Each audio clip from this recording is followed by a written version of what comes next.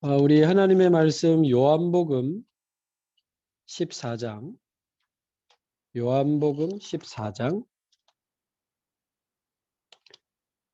16절에서 18절까지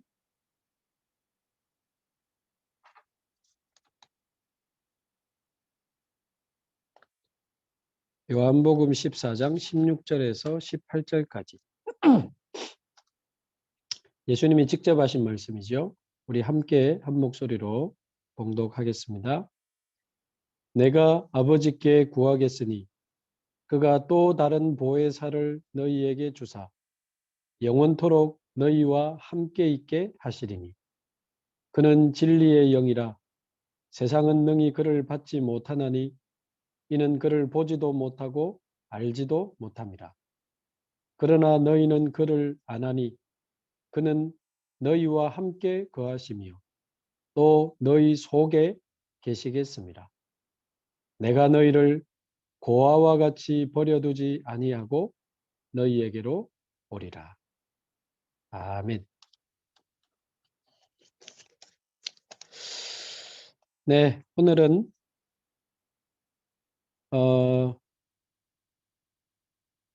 성령이 함께 하시는 축복 이런 제목으로 말씀을 좀 나누겠습니다. 성령이 함께 하시는 축복. 금방 읽은 말씀 18절에 보면 내가 너희를 고아와 같이 버려두지 아니하고 너희에게로 오리라. 고아라는 단어가 나왔습니다. 부모님 없이 이제 자라는 분들을 고아라고 이제 보통 지칭하는데 왜 예수님이 제자들에게 내가 너희를 고아와 같이 버려두지 않고 다시 오리라 그렇게 말씀하셨을까요? 이 제자들 부모님 다 있거든요. 여기서 말하는 고아는 무슨 고아입니까? 영적인 고아를 말하겠죠. 자, 영적인 고아라면 무슨 말이겠습니까? 우리가 하나님의 말씀 성경을 열어서 창세기 1장부터 쭉 읽어 나가 보면 하나님이 세상을 창조하시면서 가장 특별하게 인간을 창조하신 장면이 나옵니다. 그 인간을 창조하신 장면을 보면 창세기 1장 27절 28절에 보면 하나님이 자기 형상 곧 하나님의 형상대로 사람을 창조하시니 남자와 여자를 창조하셨다 그랬습니다. 모든 생명에는 근원이 있죠. 물고기는 물이 근원이고 나무는 뿌리가 땅이 근원입니다. 그럼 사람은 어디가 근원일까요? 육신적으로는 부모님이 근원이지만 우리 인간의 영을 창조하신 하나님이 우리 인간의 영적인 생명의 근원이거든요.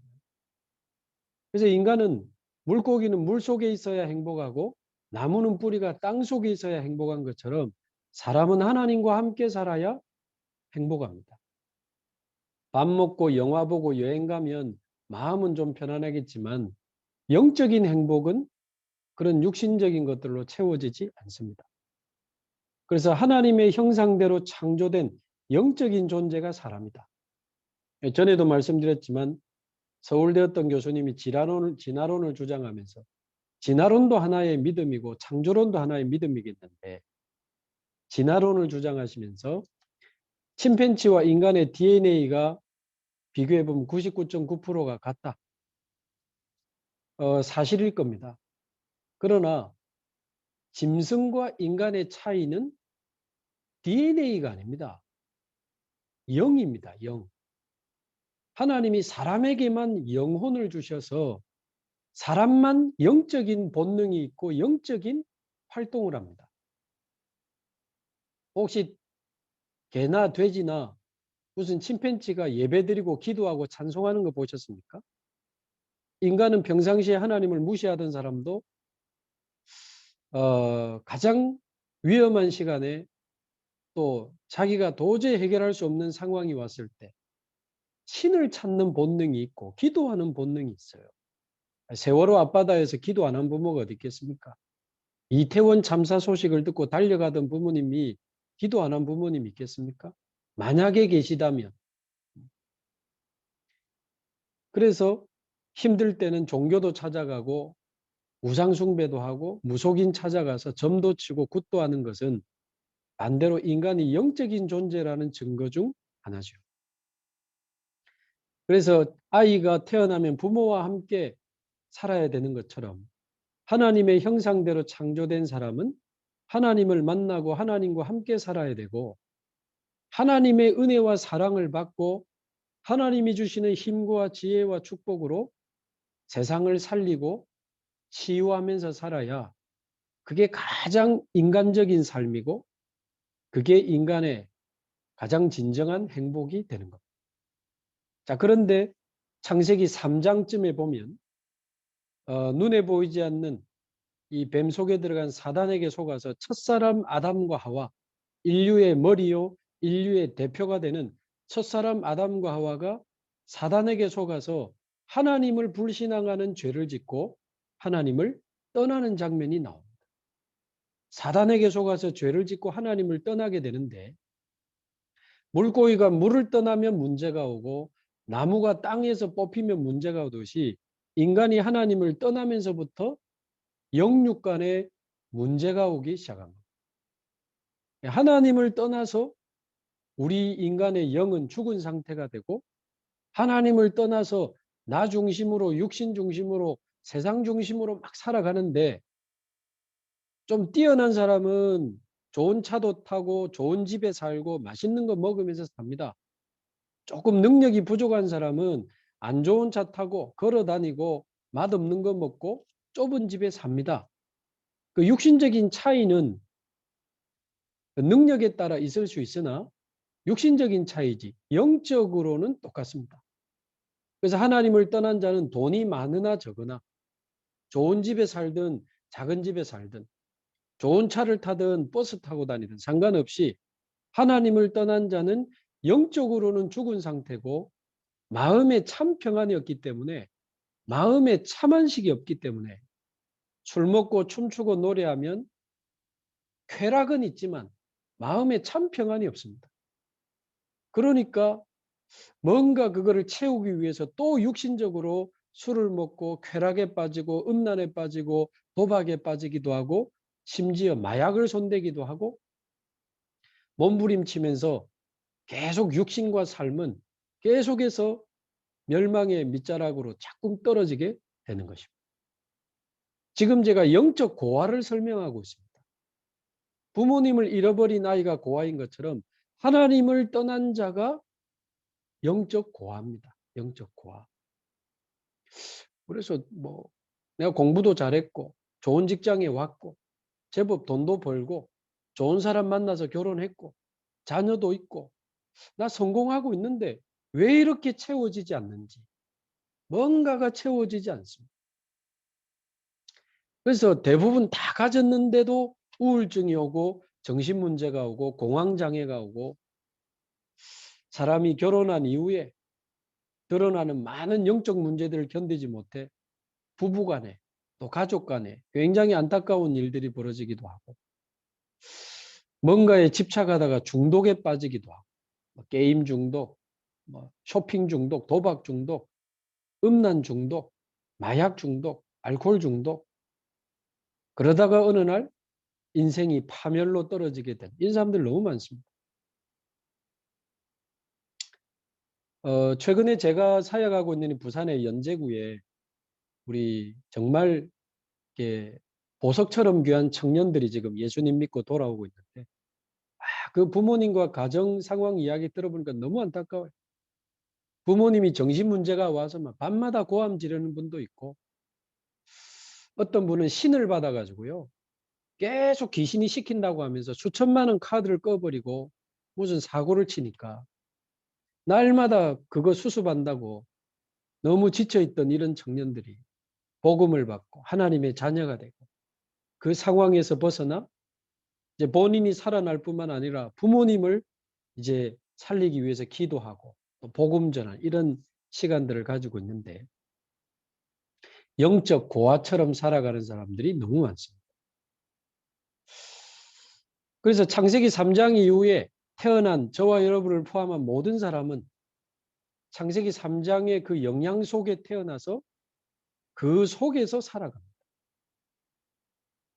하나님 떠난 상태로, 영이 죽은 상태로 원죄를 해결하지 못하고 눈에 보이지 않는 사단의 배경 속에 거기서 태어나서 거기서 학교 가고 거기서 직장 가고 거기서 결혼하고 거기서 자녀 놓고 삽니다.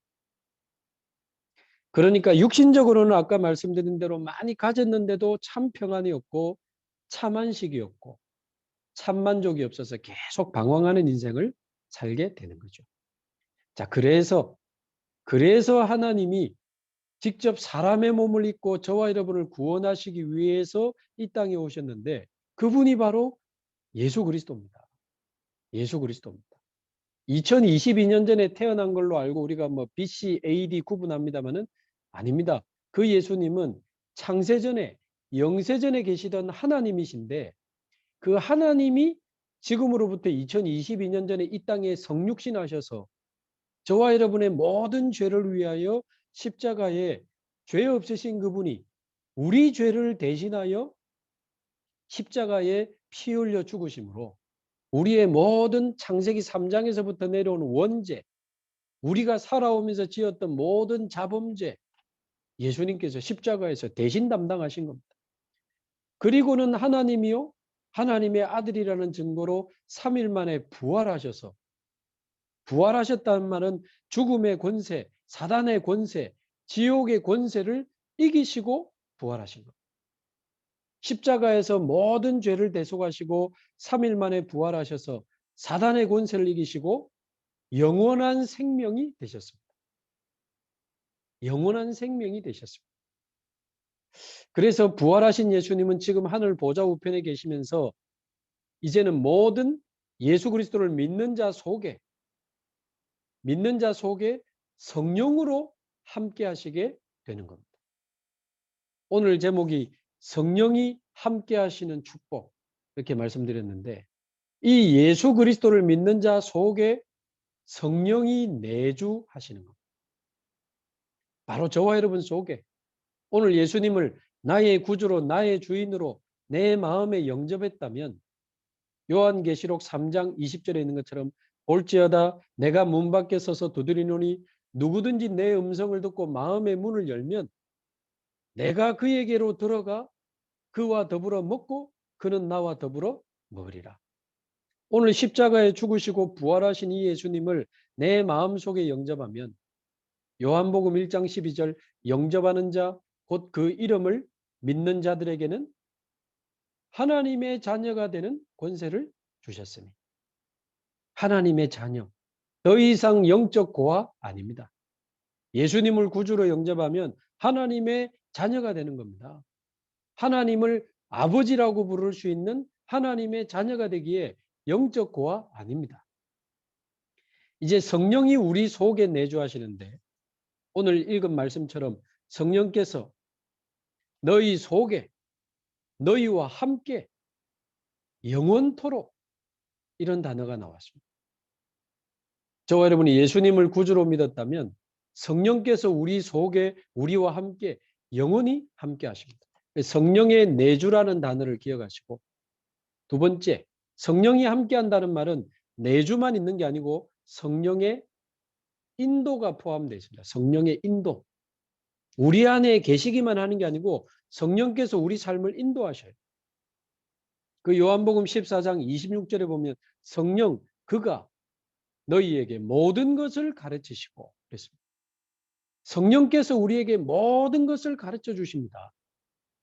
예배를 통해 말씀을 통해 내가 누군지 무엇을 위해 살아야 되는지 어떻게 살아야 되는지 어디로 가야 되는지 무엇을 선택해야 되는지 성령께서 모든 것을 가르치시고 내가 너희에게 말한 모든 것을 생각나게 하시리라. 말씀을 깨닫게 하시고 말씀을 생각나게 하시면서 성령께서 우리를 인도하시는 겁니다. 인도. 자, 그러면 세 번째 어느 날 주일 예배를 통해서 말씀을 붙잡고 기도하면서 살아가기 시작하는데 성령의 충만이라는 단어가 우리에게 오게 됩니다. 성령의 내주, 두 번째 성령의 인도. 그러면 세 번째 우리에게 성령의 충만함이 임하게 되는 거예요. 충만. 충만이 뭡니까? 그것으로 가득 찬 상태잖아요. 내 생각, 내 고집, 내 욕심 사라지고 머리끝부터 발끝까지 나의 영혼, 마음, 생각, 육신에 하나님의 성령이 충만해지는 상태가 성령 충만입니다. 성령 충만. 성령의 내주, 성령의 인도, 성령의 충만. 예배를 통해, 말씀을 통해, 기도를 통해 받을 수 있고 지속할 수 있습니다. 자, 그러면 네 번째 단어. 성령 충만 다음에 뭐가 옵니까? 성령의 역사. 성령의 역사. 아까 말한 그 어머님이 신을 받고 막 무속인 배경에 있고 또 어머니가 막 절에 살고 그분이 이번에 결혼하는데 스님만 12분이 결혼식에 오신답니다. 그 결혼식 분위기 생각해 보니까 아찔해요. 자, 그러나 이제 그 가문에 빛이 비추어지기 시작했기 때문에 변화되는 시작이 될 겁니다. 그래서 성령의 역사가 우리 가정에 일어나야 되고 우리 직장에 성령의 역사가 일어나야 되고 내가 하는 일과 모든 삶 속에 성령의 역사가 일어나야 되는 거죠. 예수 그리스도의 이름으로 기도할 때 눈에 안 보이는 성령이 역사하시고 눈에 안 보이는 사단이 결박되고 눈에 안 보이는 주의 천사가 동원되면서 성령의 역사가 일어나게 됩니다.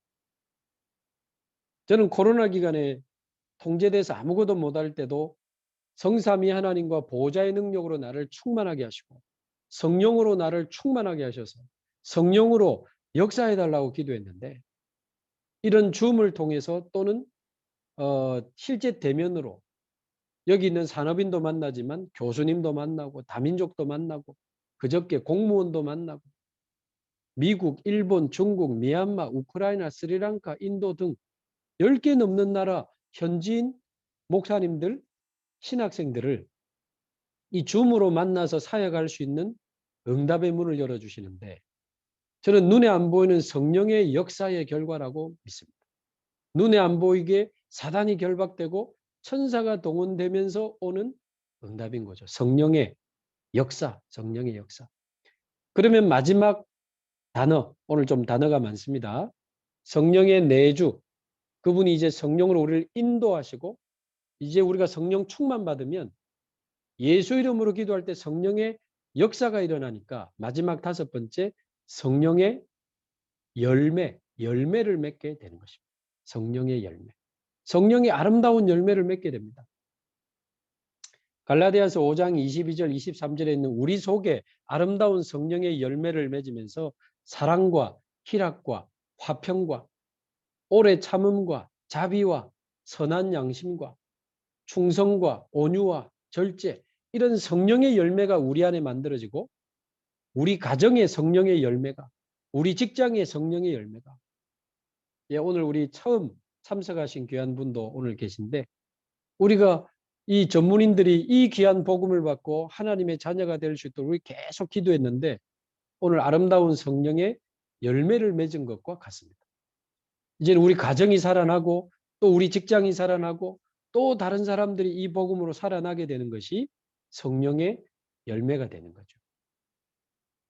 그래서 오늘 예수를 그리스도로 믿고 하나님의 자녀가 된 자에게 주시는 성령의 축복 5가지.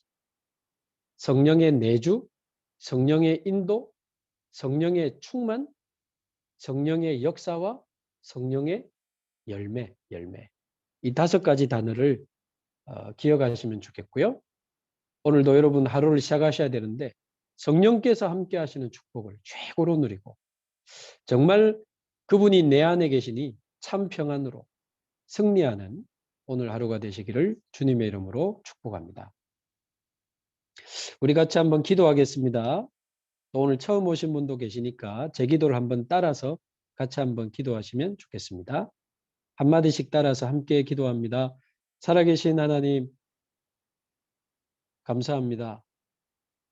하나님을 알지 못하고 하나님을 만나지 못하고 내 힘을 가지고 내 뜻대로 몸부림을 치며 살아왔습니다. 그러나 영적 고아처럼 영적인 외로움과 영적인 공허함 속에 몸부림치며 살아왔습니다. 이 모든 것이 하나님을 떠나서 온 문제인 것을 깨닫게 하시니 감사합니다. 예수 그리스도로 말미암아 모든 죄에서 해방을 받고 사단의 권세, 지옥의 권세에서 해방을 받아 예수님을 내 마음속에 나의 구주로, 나의 주인으로 영접합니다. 내 마음속에 지금 오셔서 약속하신 대로 나의 생명이 되어 주시고 영원히 내 속에 나와 함께 계시며 나를 인도해 주시고 내 모든 삶을 하나님의 자녀가 되고 하나님과 함께하는 축복으로 충만하게 하옵소서. 영원한 하나님의 자녀가 되게 하심을 감사합니다. 내 속에 그리스도께서 성령으로 영원히 함께 하심을 감사합니다. 하나님 자녀의 축복을 하나님 주시는 참 평안을 최고로 누리는 오늘이 되게 하옵소서. 살아계신 예수 그리스도의 이름으로 기도하옵나이다. 아멘.